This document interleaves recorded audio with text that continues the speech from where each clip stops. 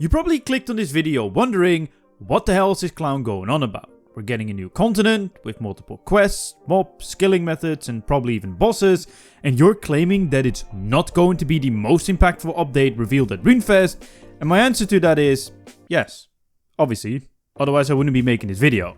So what will be the most impactful update? Well, to me, it's the other big one on the roadmap. An update that will not only bring in lapsed players, but also will be bringing some of old school RuneScape's biggest creators, and just in general players, to check out RuneScape 3. An update that can bring so many pairs of eyes on our funny little game and grow it. Something we truly need. The update that could truly have a lasting positive impact on RuneScape 3 if Jagex does it right. And if you haven't figured it out by now, yes, I'm talking about leaks. Leave a like on this video to help me out, and if you're excited for leaks, subscribe if you're new, as we're trying to get to 10k subscribers by the end of 2025, and I'll obviously be making a lot of leaks content, both before it and during it. But enough yapping, my name's Chevalric, and let's talk about it. So for anyone who might be unaware of what a leaks is, it's a limited time game mode that old school RuneScape has ran in the past, where you have accelerated experience and drop rates. That just sounds like a private server, I know, but it also has a proper game design. There are tasks that give you points, and these points unlock relics, not the archaeology ones, but actual granting game-changing buff type of relics, like triple hits or teleporting to all farming locations, which is more useful than you think. These tasks have multiple tiers, giving different amounts of points, and varying from pickpocketing 50 guards, to killing Nex 100 times, to equipping a full set of infinity robes, to dancing in a graveyard. Yes, that's an actual task. To not overcomplicate the relics explanation, every relic pretty much has a particular effect, but you need to choose between 2 to 3 options, and you cannot go back and change these, so choose wisely. On screen right now, you can see some examples of these choices and what it comes down to. It's pretty much planning a route for yourself and finding the synergy between certain relics, which to me is a lot of fun. Obviously, some of these relics won't work in RuneScape 3 and need to be adjusted as tweaked or completely replaced by something else, but honestly, the possibilities are endless. A higher tier relic that triples crit chance, no adrenaline cost on abilities, infinite teleports to clue locations, 10 times 10 pickpocketing range. You can do so much with it, and I'm actually curious, what kind of relics do you guys want to see? Let me know in the comment section down below. Yes, I'm farming interaction. There you go, I'm a YouTuber.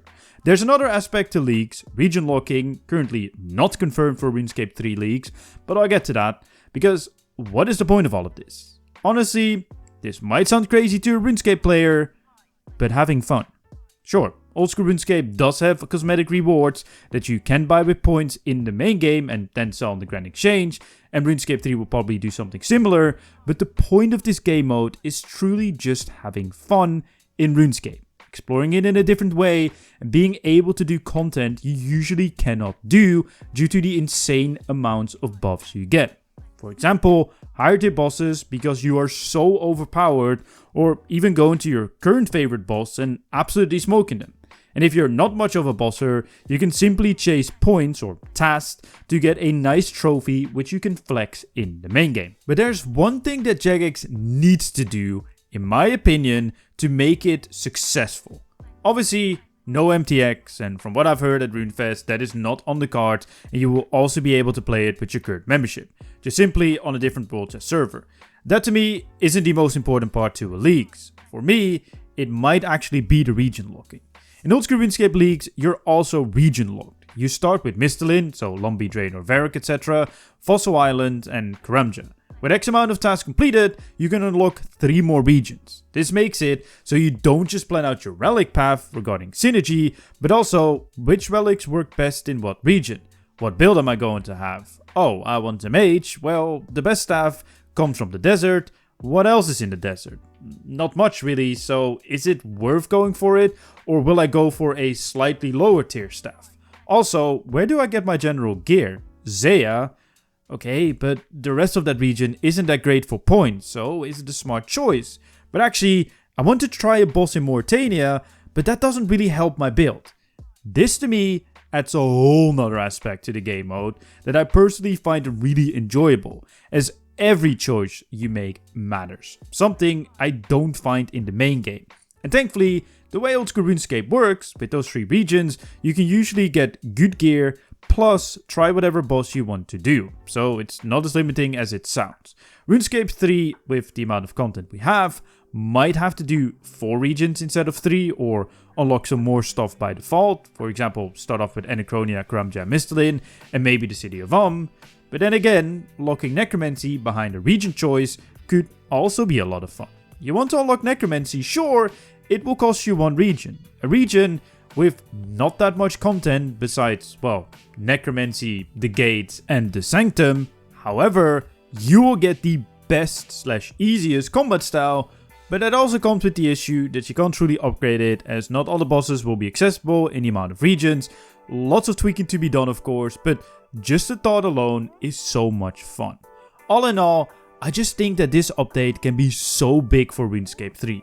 Sure, you can argue that a continent is better for the game long term, as it's permanent content, but Leagues is just a lot of fun. Very accessible to jump into, and even for the old school RuneScape crowd, it's a great way to try out the other game in a way overpowered way. Sure, but the true greatness of some of the content will shine through and might win some people over. And even if it doesn't, it might actually change the opinion on RuneScape 3 in general, as they will finally see it as the great game it is. But old school RuneScape players shouldn't be the main target audience. It should be us, the RuneScape players, and I think it would be a great moment for the community as well to come together, theorycraft, experience the game in a different way, and just have fun playing RuneScape 3 and being super souped up. And yes, it's also the perfect time to bring back inverted skill capes, but let us simply buy whichever inverted we want with league points, so we don't have to spend our time grinding a silly skill